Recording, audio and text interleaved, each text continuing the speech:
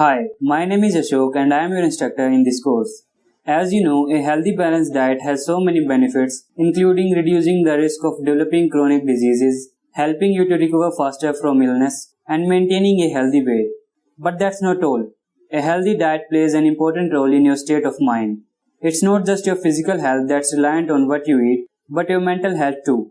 When it comes to planning a healthy diet, it needs to provide the correct amount of nutrients and energy to sustain the activity you do during the day.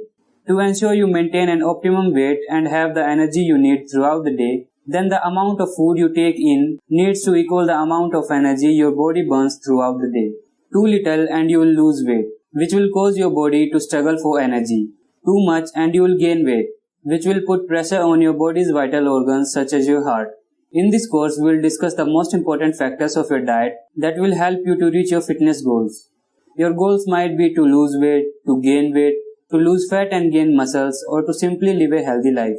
Whatever your goals may be, this program is meant to teach you how to reach your goals and show you what strategies and principles are proven to work. After completing this course, you will have enough knowledge to build your own diet plan. So watch every lecture carefully and follow each concept to get the most out of this course.